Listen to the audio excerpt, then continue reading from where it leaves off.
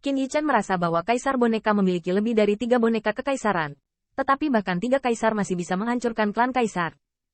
Kita harus tahu bahwa selain roh kaisar yang melindungi klan kaisar dapat memiliki kaisar yang hidup di dunia ini. Dan kekayaan klan tidak pernah gagal. 3 boneka kekaisaran sangat menakutkan. Dan setiap pukulan dicampur dengan kekuatan ganas yang menghancurkan dunia dan bumi.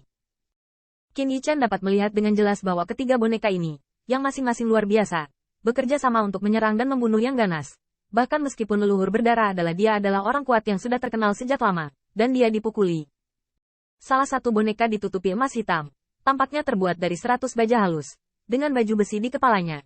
Dan di bawah baju besi adalah sepasang mata yang melonjak dengan cahaya ilahi, seperti mesin pembunuh paling canggih dan transenden. Armor itu megah dan agung, dan boneka yang dilemparkan ke dalam armor perang emas hitam memiliki keberanian untuk melawan langit dan bumi sebelum mereka ditembak. Qin Yichen samar-samar mengakui bahwa itu agak mirip dengan klan Jiuli. Suku Jiuli adalah keturunan dari Great Chiyu. Great Chiyu pandai berperang, dan Jiuli juga pandai berperang. Mereka menggunakan perang untuk mencerahkan jalan, dan menggunakan perang untuk bertanya ke langit. Boneka emas hitam ini setinggi Dewa Jiuli, dengan tubuh yang kuat dan rasa penindasan yang tidak kehilangan kaisar yang sebenarnya secara langsung. Boneka lainnya berbentuk seperti kuda kurus, tetapi memiliki 2 sayap. Qin Yichen menyadari bahwa setiap sisi sayap berbeda. Di sebelah kiri adalah sayap burung surgawi, dan di sebelah kanan adalah sayap darah Pegasus yang ganas. Tanda seru. Qin Yichen diam-diam terpana, mengetahui bahwa klan Bifang dan klan Bifang tidak dianggap sebagai klan kaisar. Meskipun mereka kuat di ranah kaisar, seharusnya tidak ada beberapa yang kuat di ranah kaisar. Selain itu, dalam catatan kedua klan, kaisar mereka seharusnya tidak mati di tangan kaisar boneka. Jadi dari mana tulang dan sayap kaisar di belakang boneka itu berasal? Mungkin boneka itu bisa berdagang. Tetapi Qin Yichen merasa bahwa mayat seorang kaisar telah diambil. Itu harus dicatat oleh suku Feral dan Bifang. Bahkan lebih mungkin bahwa boneka itu tidak tahu cara terlepas seperti apa yang dia gunakan, dan langsung menggunakan bahan surgawi untuk dimurnikan keluar dari tulang kaisar. Membalas seperti Pegasus berwarna darah, Bifang adalah burung dalam api. Dengan sayap darah mengepak, meringkuk di langit, sayap ilahi menyapu, dan api langit menghancurkan seperti jatuh. Sebenarnya getaran yang mengguncang penjaga tubuh leluhur bayi darah, Kaisar Wei. Boneka ketiga merangkak, seperti harimau dan macan tutul, datang dan pergi seperti angin. Qin Yichen dapat yakin bahwa jika pencapaian waktu dan ruangnya tidak meningkat pesat setelah pengalaman Bai Guanxing terakhir kali, dia pasti tidak akan menangkapnya. Jejak boneka ini. Boneka itu tampaknya terengah-engah, dan kecepatannya sangat cepat. Selama ia meninggalkan jarak pandang, ia akan berubah menjadi harimau dan macan tutul yang akan jatuh ke hutan, menunggu kesempatan. 3 boneka bergabung untuk bergabung. Boneka para dewa Jiuli menyerang boneka bersayap 2, sementara boneka harimau dan macan tutul menunggu kesempatan untuk menyerang secara diam-diam. Di bawah pengepungan, bahkan leluhur bayi darah semua mundur dengan mantap. Dapat dilihat bahwa leluhur bayi berdarah juga harus berada di jalan boneka, sama seperti Yukianer. Sebelum mereka tiba, mereka telah bertemu dengan 3 boneka kerajaan kaisar ini. Nenek moyang bayi darah telah terkenal sejak lama, dan tampaknya Bai Guanxing sudah lama mengetahuinya, yang menunjukkan reputasinya yang ganas di alam semesta kuno. Namun, 1 kaisar dan 3 kaisar mau tidak mau jatuh ke angin, dan melihat leluhur berdarah dengan rambut acak-acakan, yang awalnya seperti sosok Tao, tetapi sekarang layu, seperti bola kempes, yang membuatnya terlihat lebih menakutkan. Bum bum bum. Boneka seperti Dewa 9 Li itu menyerang dan membunuh dengan ganas. Di bawah pemboman, leluhur bayi darah benar-benar menjerit, seperti bayi yang menangis di tengah malam, menyusup tanpa banding. Hanya tangisan ini yang menyebabkan pembuluh darah di otak Putri Wenxing hampir pecah, dan darah bocor di telinganya. Darah, darahku. Aku ingin darah. Tanda seru. Tanda seru. Aku sangat haus. Nenek moyang bayi berdarah itu memegang pisau daging berdarah. Pisau jagal itu seperti membunuh seekor ayam tetapi seekor anjing. Seolah-olah semua makhluk hidup di dunia adalah babi dan anjing yang dibunuh olehnya untuk diambil darahnya. Pisau daging itu seperti seorang prajurit kaisar, menebas tubuh emas hitam boneka itu.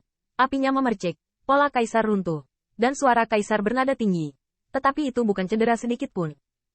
Darah, aku ingin darah. Leluhur berdarah memiliki bibir pucat, seolah-olah dia telah kehilangan terlalu banyak darah. Dia mengguncang lengan bajunya dengan keras, tetapi itu kosong. Ini membuat leluhur berdarah lebih sakit kepala. Anda tahu, dia telah mengumpulkan banyak darah para dewa dan iblis selama bertahun-tahun darah kaisar.